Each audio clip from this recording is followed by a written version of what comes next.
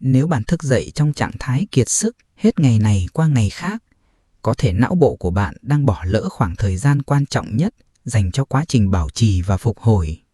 Trong lĩnh vực thần kinh học, thiếu ngủ kéo dài được xem là nguyên nhân chính đẩy nhanh quá trình lão hóa não bộ. Suốt cả ngày, não xử lý hàng nghìn tín hiệu cảm xúc và nhận thức. Hoạt động cường độ cao này tạo ra sự tích tụ liên tục của chất thải chuyển hóa và viêm thần kinh, cần phải được loại bỏ mỗi 24 giờ. Hầu hết chúng ta cố ép não phải ngủ vào một thời điểm nhất định, trong khi vẫn bao quanh mình bằng ánh sáng kỹ thuật số và luồng thông tin tốc độ cao. Những tín hiệu môi trường này nói với hệ thần kinh rằng bây giờ vẫn là giữa ban ngày và chúng ta đang ở trong trạng thái cảnh giác cao độ. Giấc ngủ là một quá trình thương lượng sinh biểu học phức tạp, chứ không phải một mệnh lệnh đơn giản. Khi chúng ta cung cấp cho hệ thần kinh những dữ liệu mâu thuẫn như vậy, não sẽ duy trì trạng thái tỉnh táo cưỡng ép và quá trình phục hồi bị đình trệ. Giai đoạn đầu tiên của cuộc thương lượng sinh biểu học này phụ thuộc vào ánh sáng. Não sử dụng sự suy giảm ánh sáng tự nhiên như một tín hiệu thời gian để bắt đầu tiết melatonin, loại hormone báo hiệu sự khởi đầu của chu trình sửa chữa và phục hồi.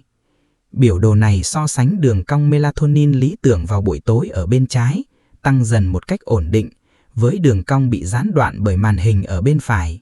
Ánh sáng xanh từ thiết bị kỹ thuật số ức chế hormone này về mặt hóa học, khiến não duy trì trạng thái tỉnh táo bắt buộc. Hình thức tiêu thụ nội dung truyền thông cũng thay đổi tần số sóng điện não. Việc lướt nội dung nhanh, rời rạc, tạo ra các dao động bất thường như thế này, giữ cho hệ thống phát hiện nguy hiểm của não luôn hoạt động. Trong khi đó, đọc một cuốn sách giấy tạo ra sóng não mượt mà và giảm dần. Hãy nhìn vào sự thay đổi sinh lý ở đây. Hành động đọc sách giấy có thể giảm mức stress tới 70%. Hiệu ứng này có thể đo lường được và hiệu quả hơn đáng kể so với việc nghe nhạc hoặc uống trà. Việc chọn sách thay vì màn hình là một chiến lược có chủ đích để bỏ đói não khỏi những tín hiệu khẩn cấp. Nó loại bỏ nhu cầu phải phản ứng ngay lập tức và cho phép hệ thần kinh chuyển dần sang trạng thái phục hồi. Ngay cả trong một căn phòng tối, sự căng thẳng bên trong vẫn có thể khiến não hoạt động.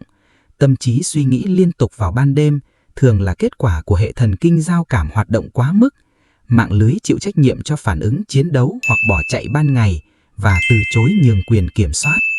Kỹ thuật thở 4-7-8, hít vào trong 4 giây, giữ hơi 7 giây và thở ra trong 8 giây, kích hoạt dây thần kinh phế quản để làm chậm nhịp tim một cách chủ động và hạ huyết áp. Kiểu thở có kiểm soát này kích hoạt phản ứng nội tiết, giúp giảm mức cortisol. Việc giảm hormone stress này rất quan trọng cho sức khỏe lâu dài, vì cortisol cao kéo dài liên quan đến sự co rút vật lý của mô não. Não cũng cần những tín hiệu môi trường và hóa học cụ thể để cho phép giấc ngủ sâu diễn ra. Điều này bao gồm việc giảm nhiệt độ phòng để hạ nhiệt cơ thể và sự hiện diện của magie hoặc tryptophan nhằm hỗ trợ sản xuất các chất dẫn truyền thần kinh thư giãn. Cuối cùng, việc viết ra danh sách những điều đã hoàn thành ngày hôm đó mang lại cảm giác kết thúc cần thiết. Điều này giúp khép kín các vòng lặp công nhận, nếu không não sẽ tiếp tục xử lý ngầm suốt cả đêm. Bằng cách chọn phối hợp nhịp thở, nhiệt độ và sự khép kín về mặt nhận thức, bạn từng bước trao quyền kiểm soát cho hệ thần kinh đối giao cảm. Đây là điều kiện cần thiết để não bắt đầu quá trình sửa chữa vật lý.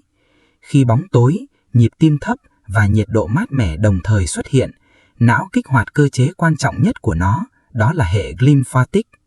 Khi thức, các tế bào thần kinh nằm sát nhau, ngăn cản sự di chuyển của chất lỏng.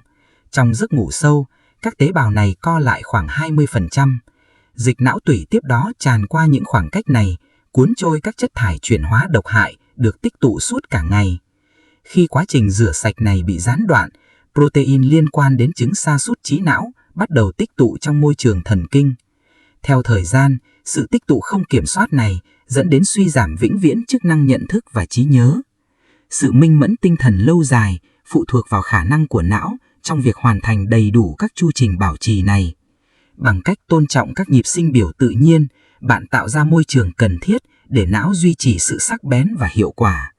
Sức khỏe nhận thức bền vững là kết quả của một cách tiếp cận có kỷ luật đối với thời điểm kết thúc một ngày. Bằng cách từng bước tắt đi các tín hiệu của ban ngày, bạn trao cho não cơ hội duy nhất để thực sự phục hồi chính nó.